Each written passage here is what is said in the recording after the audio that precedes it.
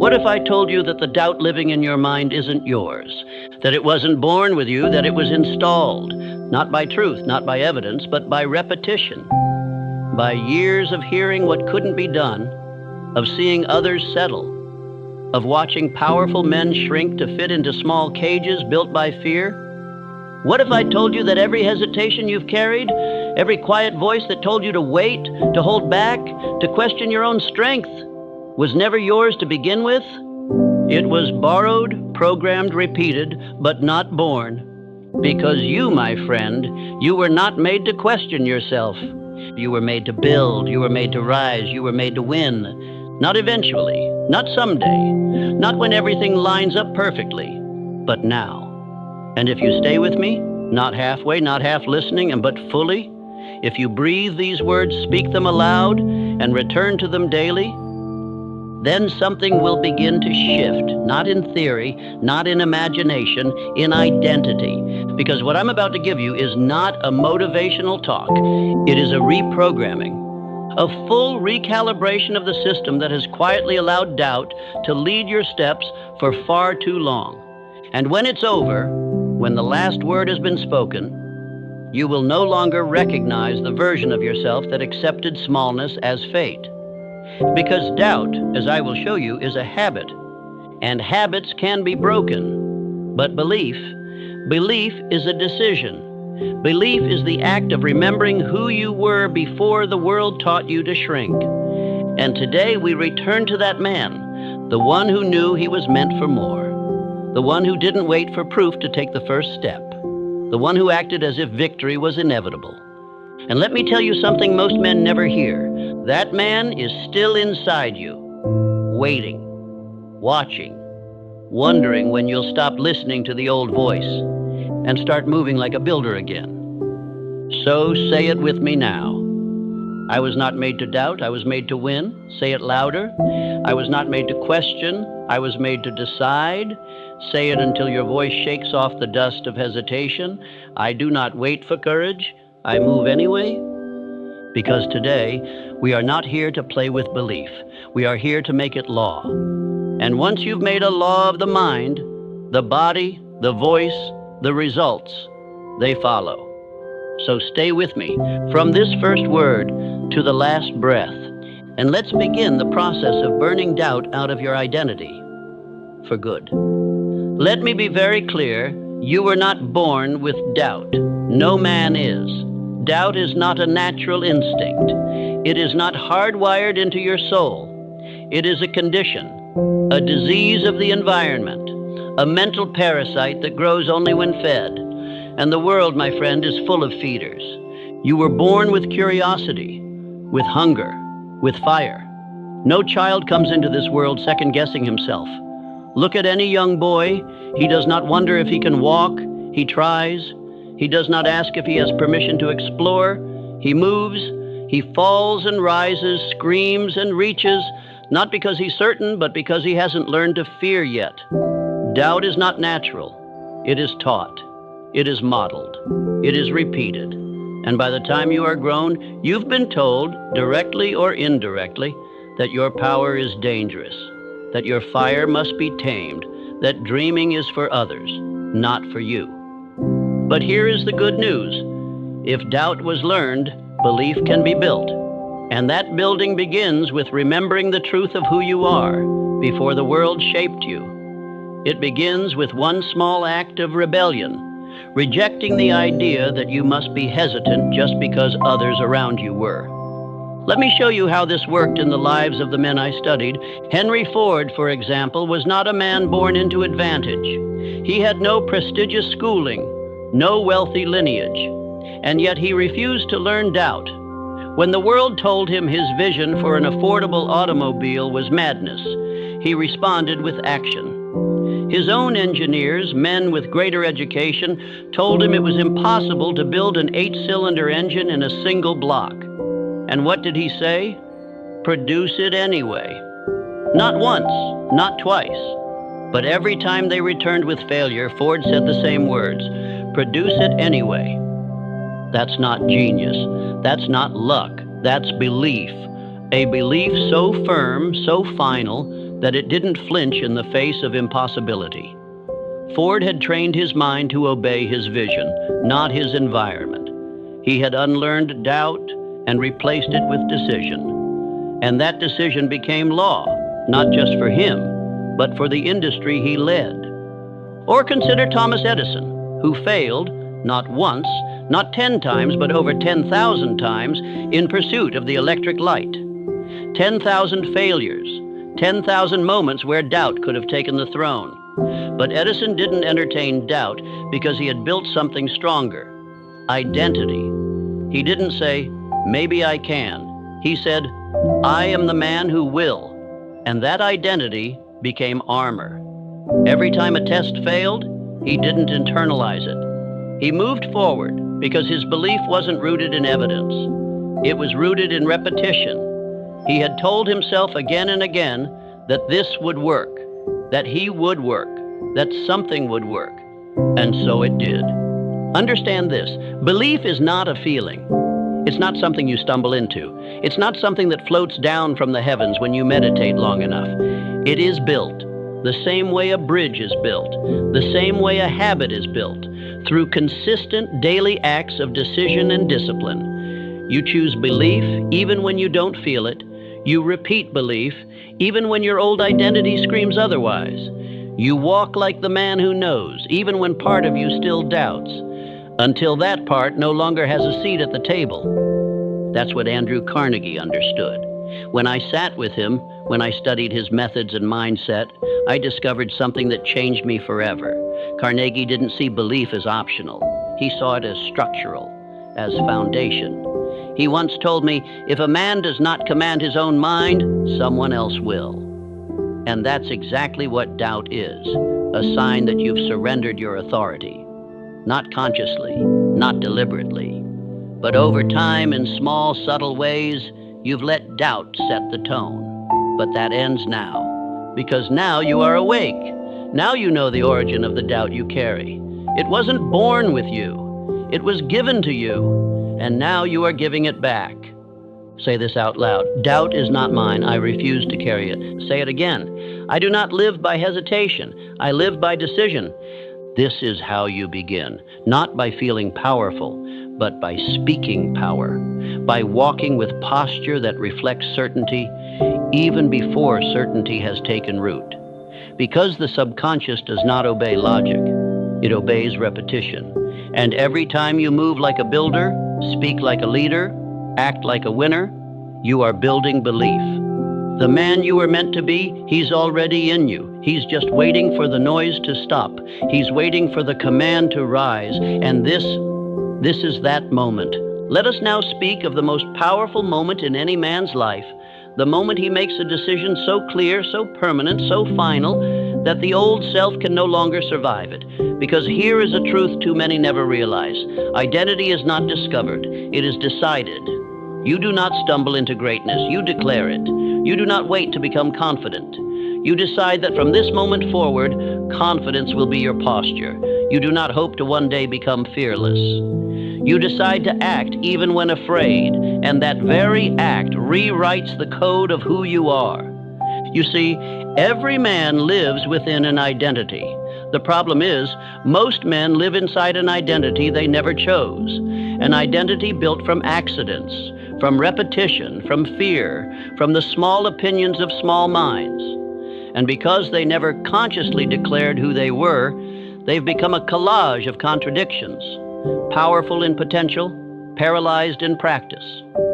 But the greats I studied, the men who carved their names into the history of achievement, they all did one thing first. They decided who they were. Not based on circumstances, not based on feelings, but based on vision. Let me take you again to Henry Ford. Before he was a titan of industry, before he revolutionized transportation, Ford made a simple decision. He would build a car for the common man. That was it. A sentence, a commitment, a line in the sand. But once that decision was made, everything changed. He no longer acted as a mechanic. He no longer thought like a worker. He became a builder of machines, of ideas, of a future only he could see. And when the world doubted him, when bankers and engineers and newspapermen mocked his aim, Ford did not bend. Why? Because his identity was decided. He had already chosen who he was. And once a man makes that choice, the world loses its power to define him. Thomas Edison did the same. Do you imagine Edison became an inventor by accident? That the light bulb was a happy fluke? No. He decided long before the world believed in him. He said, "I will illuminate the world." And then he began walking toward that vision. Every single day, when others called him a fool, when failure visited him daily, when results did not arrive for years, he moved forward anyway. Because in his mind, the result had already happened. He was simply catching up to it. Understand what I'm telling you. Results follow identity, not the other way around. If you believe that you must prove yourself before you can claim greatness, you've already lost. The men who rise are the men who decide to rise. First in silence, first in solitude, first without evidence. Even Abraham Lincoln, a man who walked through war and turmoil, was not led by public opinion. He was led by decision. He did not need everyone to agree before he acted. He had already determined the value of freedom, the weight of unity, the dignity of mankind. And because that decision was final, fear could not break him. Now it is your turn, and you must write your identity in stone. Not scribble it in sand, not whisper it with apology. Declare it. Who are you? Who have you decided to be, regardless of what you've done up to this point? Because until that decision is made, doubt will always have a voice.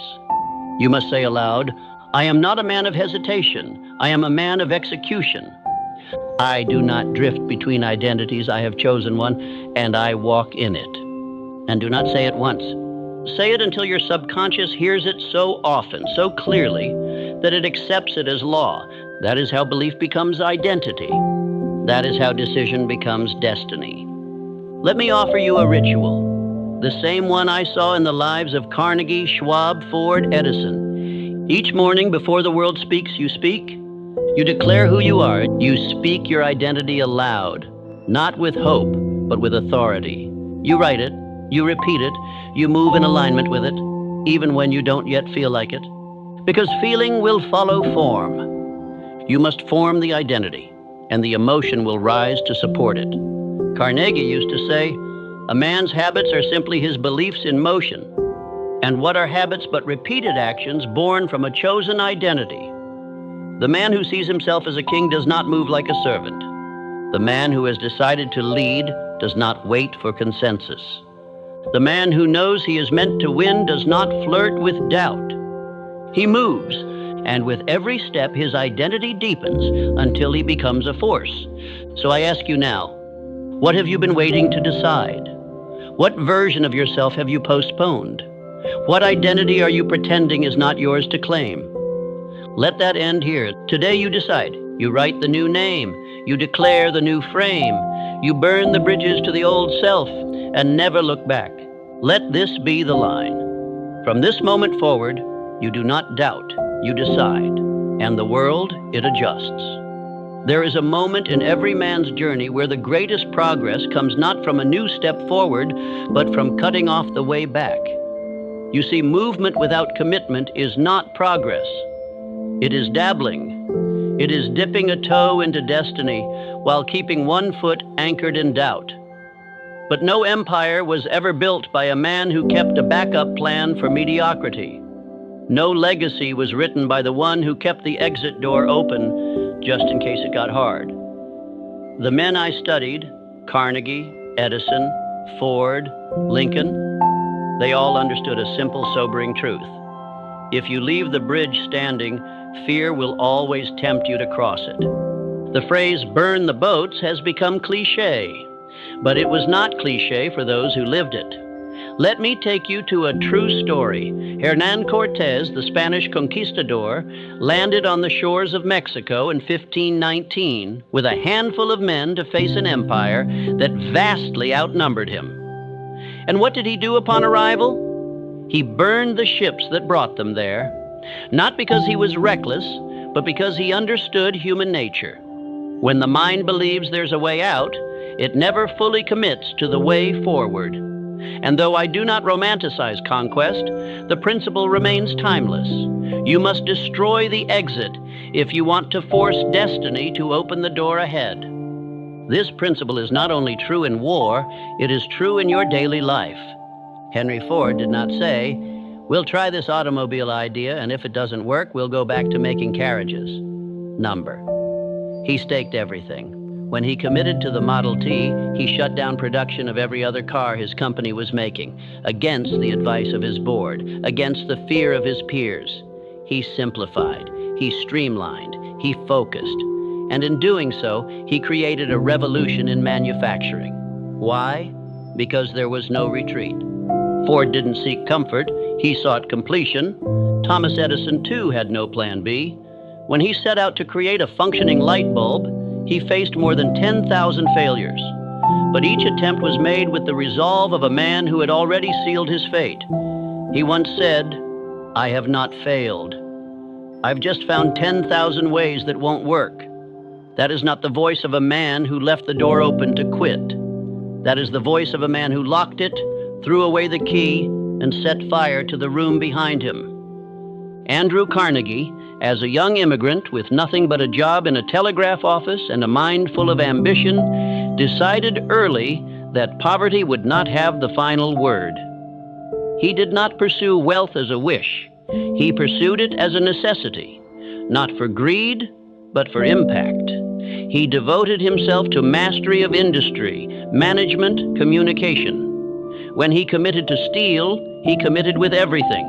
He was not dabbling. And because of that, he rose. What is your retreat? Be honest. Is it the job you keep as a safety net even though it dulls your soul? Is it the voice you silence because you fear what others will say? Is it the plan you never start because you keep telling yourself you'll do it when the timing is better? These are not strategies. These are shelters for fear. And as long as they exist, you will never walk with full power. You cannot act like you were meant to win if your energy is split between building and retreating. You must commit fully, and you must prove that commitment by eliminating the exits. It's easy to say, "I'm all in." It's another thing to remove every other option. That's what the greats did. Abraham Lincoln did not entertain compromise when it came to preserving the Union. He knew the risks. He knew the cost. He knew that war would scar the nation. But he also knew that preserving the soul of America required conviction without loopholes. And so, with ink and blood, he wrote his stand into history. You must now do the same metaphorically and mentally. Burn the retreat. Let fear scream. Let doubt panic. Let the old self cry out in protest, but do not go back. Delete the maybe. Delete the someday. Delete the "if this doesn't work, I'll..." Those phrases are permission slips for failure. If you were meant to win, and I believe you were, then act like it by removing every option except victory. Even when it's slow, even when it's lonely, even when no one claps, especially then. Because once you make the decision and seal it with action, something shifts. Your mind stops negotiating, your energy stops scattering, your spirit sharpens, and the world starts to bend. Say it aloud. There is no retreat. I have made my decision, and the door behind me is gone. I move with finality. I act without escape. These words must not be spoken once. They must be repeated daily until your body forgets what it felt like to doubt. This is not about drama. It's about discipline. Burning the bridge is not loud. It's not showy. It's the quiet decision you make before dawn that today again you will not run. And if you hold that line long enough, something incredible happens. Fear stops talking because it knows you're not listening anymore. There is a voice in every man's mind that determines the quality of his life long before the world ever lays a finger on him. It is the voice that speaks when no one else is around. The one that whispers when the door closes, when the lights are off, when the results don't come, and when the crowd has gone quiet. That voice is not always kind, not always supportive, not always true, but it is always present. And if you do not train it, it will train you. It is a process called autosuggestion. The deliberate and repeated feeding of the subconscious mind with instructions so clear, so consistent, so emotionally charged that they become identity. The subconscious mind does not reason. It accepts whatever is repeated to it with emotion. And herein lies your greatest threat or your greatest weapon. Let me show you what this means through real lives. When Henry Ford famously said, "Whether you think you can or think you can't, you're right," he wasn't trying to be clever. He was revealing how he built his empire. Ford didn't have the most knowledge. He didn't hold the most degrees. He didn't master every detail of his business. But he trained his inner voice to say one thing over and over: "It will be done." And because he repeated that, his subconscious went to work making it reality. But here's the mistake most men make. They speak carelessly to themselves. They allow doubt, hesitation, worry, and worst of all, sarcasm, to run on repeat. And they wonder why their progress always stalls. The subconscious mind doesn't understand humor when you joke about being lazy or failing or being stuck. It hears those thoughts as instructions. It installs them. It obeys them.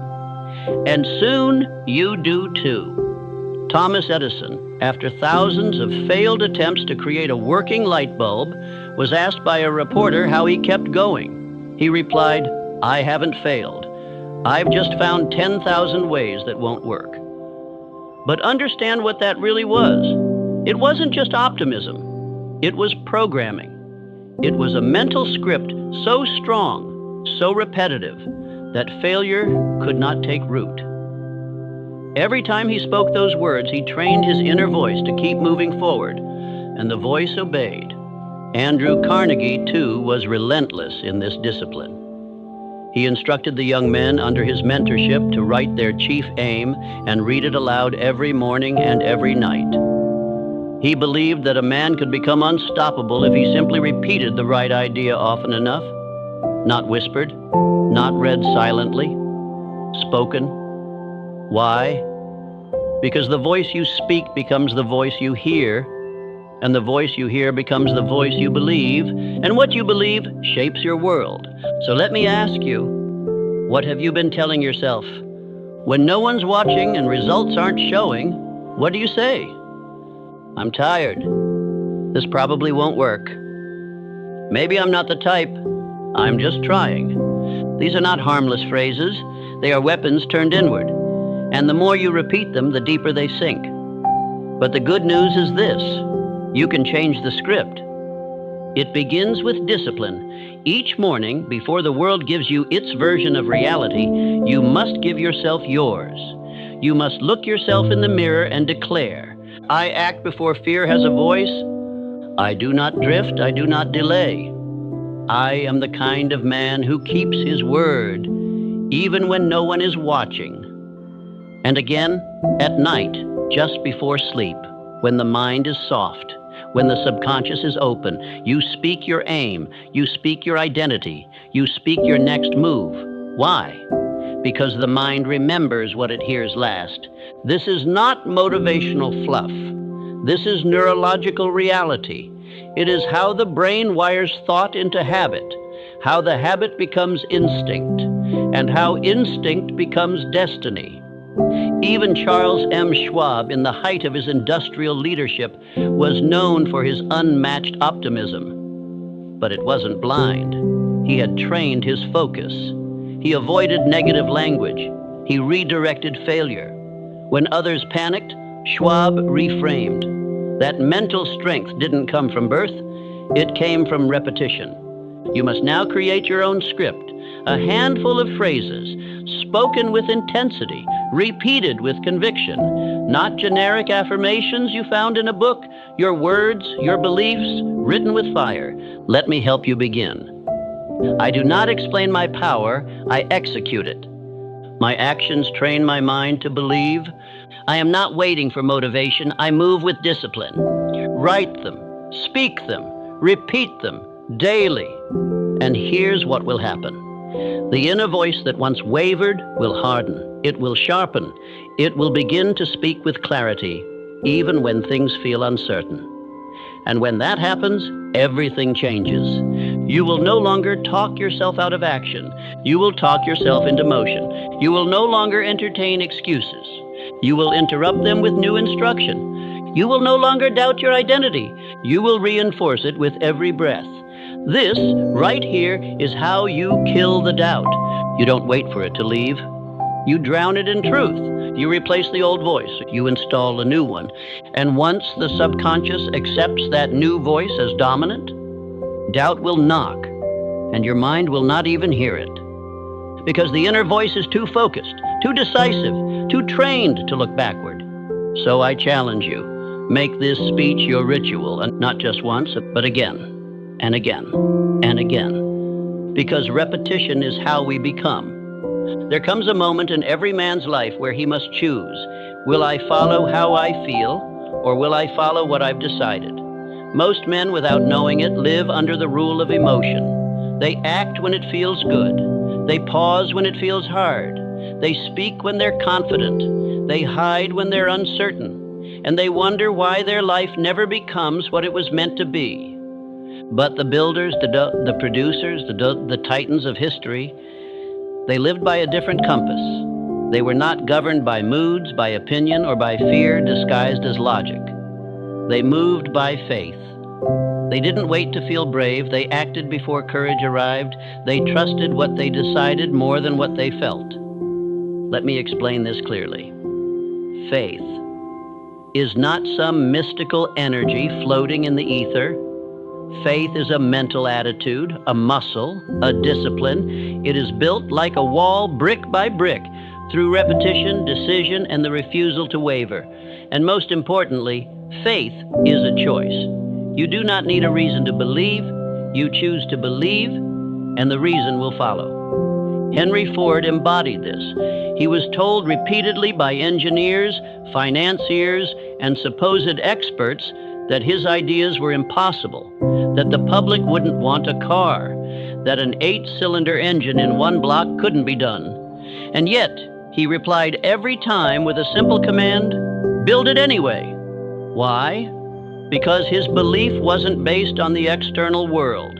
It was born inside him. He installed faith through repetition, through forward motion, through refusing to entertain contradiction.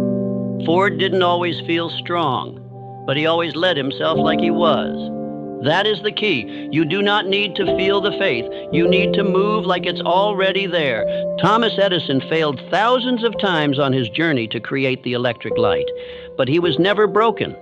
Why? Because he had already decided that success was inevitable. And once that decision was installed, he no longer needed external validation. Each failure wasn't a sign to stop. It was evidence that progress was being made. That is what faith looks like. Not emotion, but identity backed by action. Now let me speak plainly. Most men confuse emotion with guidance. They think that if something feels heavy, it's a sign they should stop. If it feels uncertain, they assume it's the wrong path. But listen to me now. Discomfort is not a red light. It is the toll you pay to walk the road of greatness. Abraham Lincoln knew this well. He was elected president during a time when the nation was fracturing. His choices would determine not only the fate of the United States, but the fate of slavery. His cabinet was divided. The nation was at war. And the voices around him grew louder and louder with doubt. But Lincoln did not flinch. He wrote the Emancipation Proclamation, not because he felt the support, but because he believed in the mission. He moved on faith, not emotion, and that's what made him great. Emotion may feel real, but it lies often. It speaks in the language of the past. It echoes your old habits, your old identity, your old doubts. But faith speaks from the future.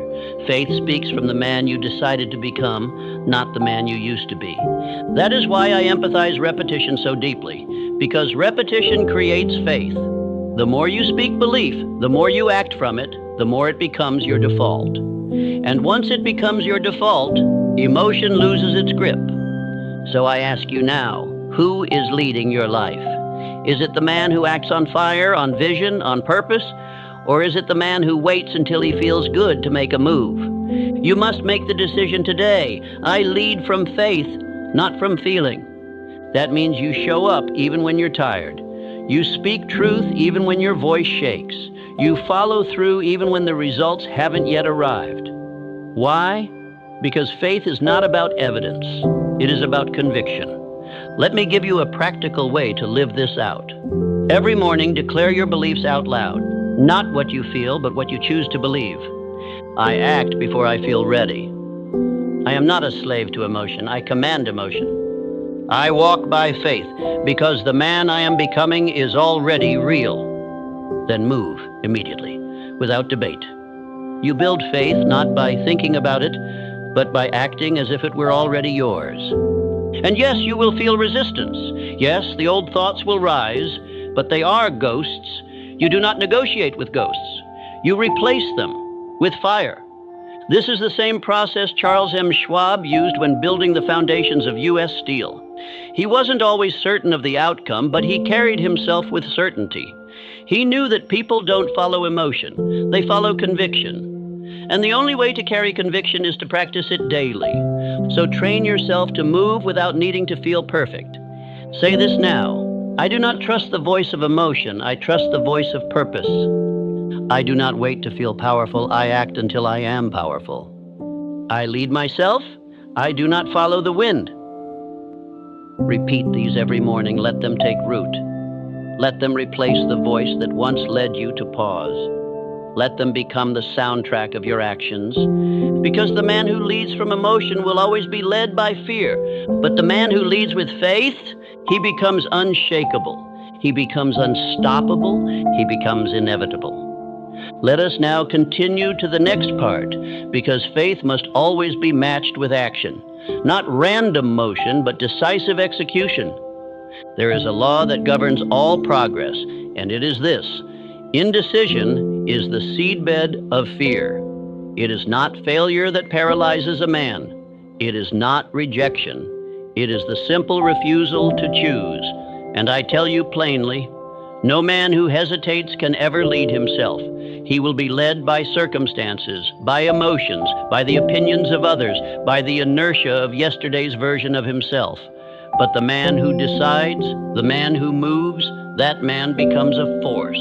I taught that every successful man I studied had the habit of making decisions quickly and changing them slowly, if at all.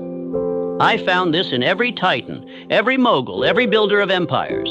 They did not sit in endless deliberation. They did not require all the facts before they began. They simply decided and let the path reveal itself in motion. Let me show you what that looks like through the story of Henry Ford. Ford's engineers once told him flatly that it was impossible to cast an 8-cylinder engine in one solid block. They tried, they failed, they returned, expecting Ford to admit defeat. Instead, he looked at them with certainty and said, "Produce it anyway." Not once, not twice, but repeatedly until it was done. Ford did not weigh his options. He did not say, "Let's brainstorm alternatives." He decided. And because he decided, the world bent. That's the law. The world does not yield to the man who is clever. It yields to the man who is certain. Thomas Edison lived the same law. Imagine failing over 10,000 times at anything. Most men would have quit before 10. Most men would have doubted themselves. Most men would have asked for permission or waited for approval. But Edison had already decided, I will invent the light bulb. And because the decision was final, every failure was just another stepping stone. Not because Edison had superhuman endurance, but because he had eliminated the option to stop. You must do the same. You must stop leaving back doors open. You must stop entertaining maybe. You must stop debating your own destiny. Decide. And once you do, move. Even if you don't know the full path. Even if your voice shakes. Even if your hands tremble. Because clarity is not found in stillness. It is forged in movement. Charles M. Schwab, when he was chosen to lead U.S. Steel, was not the oldest or the most experienced, but he made decisions quickly. He moved decisively. When asked by Andrew Carnegie to take the reins of a massive industrial consolidation, Schwab didn't ask for time. He didn't form a committee. He said yes and figured out the details on the way. That's how momentum is built. You act, and the mind follows.